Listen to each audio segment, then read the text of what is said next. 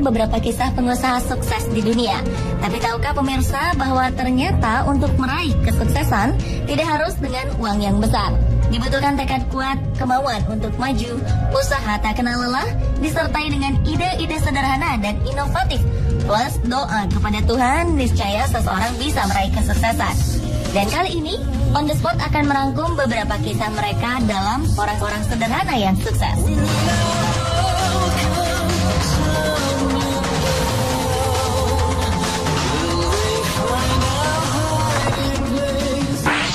It's the most beautiful time of the year. Lights fill the streets, spreading so much cheer. Keterbatasan biaya dan kurangnya fasilitas nyatanya tak mampu meredam impian dan tekad bulat seseorang untuk meraih kesuksesan. Seperti kisah Raini, gadis muda anak tukang beca. Ia berhasil wisuda dengan gelar lulusan terbaik. Segala keterbatasan Raini beserta keluarga tidak menjadi halangan baginya untuk terus mengejar impiannya menjadi seorang guru. Lulusan jurusan pendidikan akuntansi Universitas Negeri Semarang ini mendapat dukungan penuh dari keluarganya untuk terus berusaha mengejar impiannya.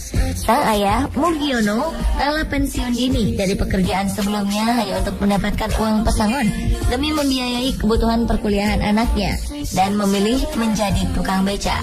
Tak hanya menjadi tukang beca, Mugiono juga menambah penghasilan untuk menafkahi keluarganya dengan bekerja sebagai seorang penjaga sekolah pada malam hari dengan bayaran 450.000 per bulannya. Melihat pengorbanan orang tuanya yang begitu besar untuk masa depannya, Raini tak menyia-nyiakan kesempatan. Ia berhasil merampungkan pendidikan S1-nya hanya dalam 7 semester dengan IPK nyaris sempurna, 3,96.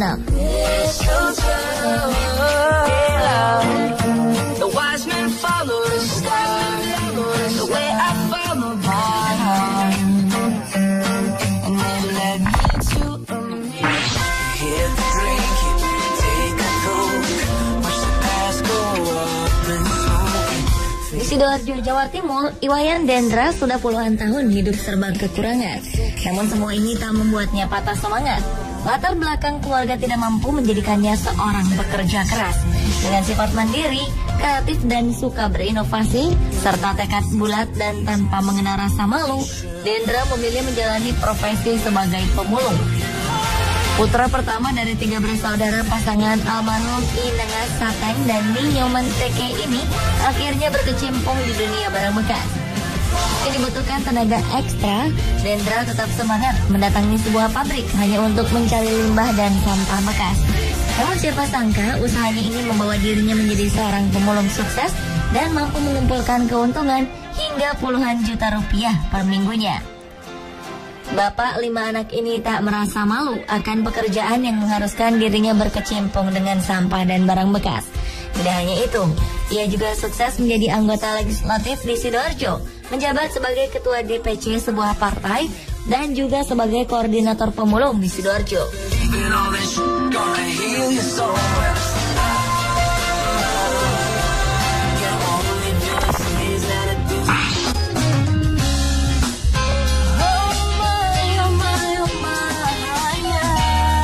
Bagi Anda pecinta Harry Potter tentu tak asing dengan sosok J.K. Rowling.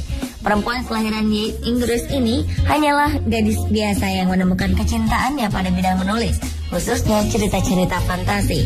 Hingga pada Desember 1990, Rowling harus merelakan ibunya dipanggil oleh Yang Kuasa. Sejak saat itu ia pindah ke Porto, Portugal untuk mengajar bahasa Inggris. Hidup yang ia jalani tidaklah istimewa. Rowling hanya menghabiskan waktunya untuk menulis novel di kafe-kafe. Rowling muda bahkan sempat didiagnosis menderita depresi klinis dan sering mencoba untuk bunuh diri lantaran kisah asmaranya yang kandas.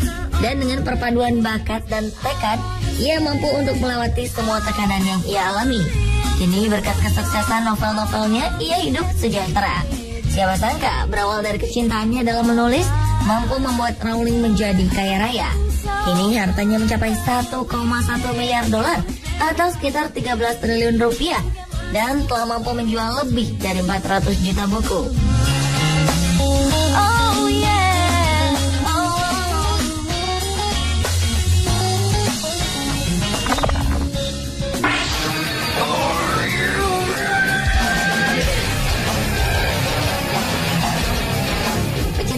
heavy metal pasti tak asing dengan nama Ozzy Osbourne, vokalis band Black Sabbath yang juga dijuluki sebagai Godfather of Heavy Metal.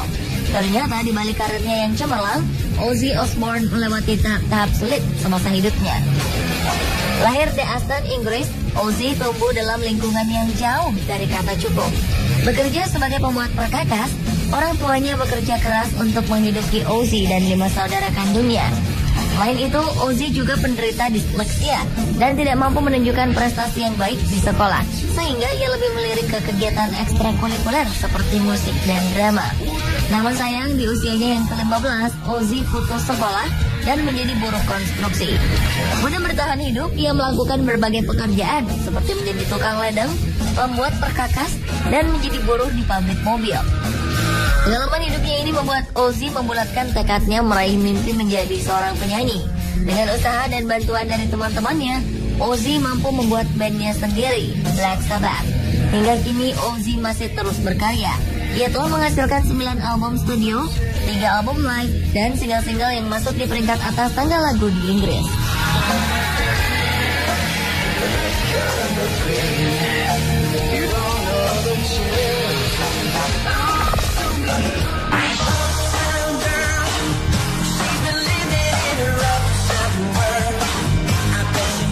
Anda bertemu dengan kata tip X. Cairan putih yang mudah kering ini menjadi alat tulis wajib para pekerja yang berkecimpung dalam bidang menulis. Alat ini mempermudah pekerjaan Anda tanpa harus mengetik atau menulis ulang saat Anda melakukan kesalahan. Gagasan awal munculnya tip X ini berawal dari seorang perempuan bernama Betty Graham yang bekerja sebagai sekretaris. Pada 1951, Betty bertugas mengetik dokumen-dokumen penting dengan menggunakan mesin tik. Tak jarang Betty melakukan kesalahan dalam mengetik yang mengharuskannya mengulang semuanya dari awal. Hingga pada suatu hari, Betty mengusung ide brilian dengan meramu cat putih dan kuas kecil. Betty mengoleskan cat ramuannya ini setiap kali ia melakukan kesalahan. Dan cat putih dengan kuas kecil yang ia beri nama Mistake Out ini sangat disukai teman-temannya. Seremoni ini membuatnya mendapat dorongan dari para kerabat. Hingga akhirnya Betty memutuskan untuk mendirikan usahanya sendiri dengan membangun sebuah pabrik Mistake Out. Pada 1972, usahanya mampu menjual setidaknya 5 juta botol Mistake Out setiap tahunnya. Dan menurut data, ketika Betty meninggal pada 1980, kekayaannya mencapai 475 juta dolar atau sekitar 5,6 triliun rupiah. Wow, siapa sangka kalau ide kecil itu bisa membuatnya kaya.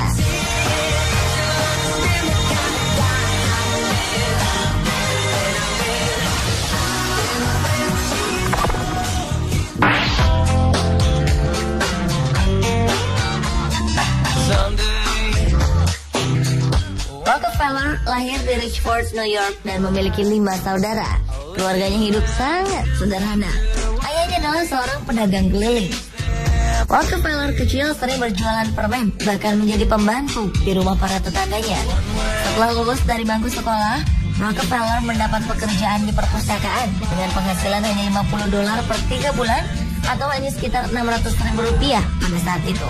Di usianya yang masih sangat muda, Rockefeller merupakan pekerja keras.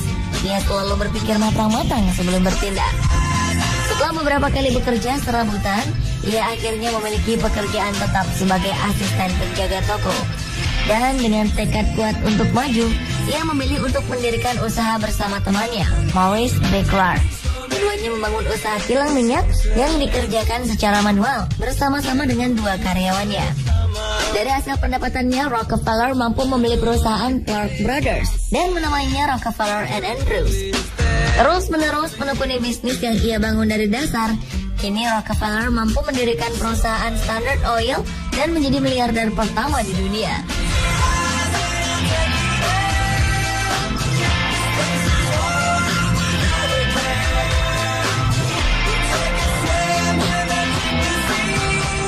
Pemirsa, itulah beberapa kisah sukses orang sederhana versi on the spot.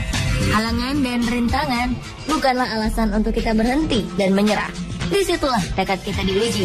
Jika orang lain bisa mewujudkan mimpi, sudah pasti kita juga mampu meraihnya.